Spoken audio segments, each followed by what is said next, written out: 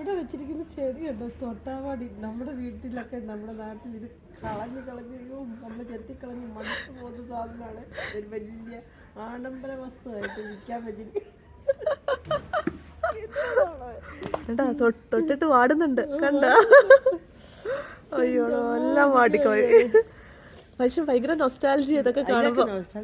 തന്നെയല്ല നമ്മുടെ പിള്ളേർ ഇതൊന്നും കണ്ടിട്ടില്ല. അവരെ ഇതൊക്കെ കാണിക്കണം.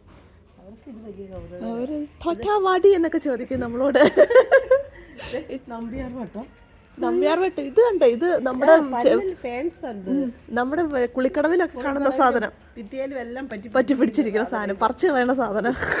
അതുപോലെ തന്നെ ഇപ്പം ഇതിനകത്തുണ്ടല്ലോ ഈ ഭിത്തിയിലെല്ലാം ഈ കിരികിരാന്ന് ഒരുതരം ചെടി ഉണ്ടാവും. അത് കയറിയാൽ പിന്നെ നാശം. എപ്പോഴും ഇങ്ങനെ പടന്ന് ഇരിക്കുന്നത്. ആ സാധനത്തിന് ഇപ്പം ആമസോണിൽ 2-3 തണ്ടിന് 250 രൂപ 300 രൂപ വിലയാണ്. അല്ല, ആൾക്കാർ ഓരോ ബിസിനസ് ഉണ്ടാക്കുന്നതേ.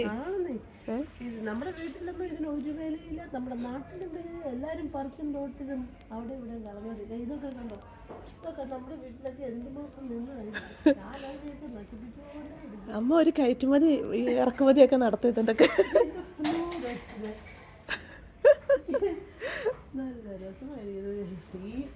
ഇതാണെങ്കിൽ പോത്തസ്, അതാണെങ്കിൽ ആർക്കും വേണ്ടാതെ അത് അവിടെ എവിടെയും കിട്ടും. അത് മണി പ്ലാന്റ് എന്നും പറഞ്ഞിട്ട് മണി പ്ലാന്റ് പോത്തോസ് എന്നാണ് അതിൻ്റെ പേര്. ആണോ? പോത്തോസ്.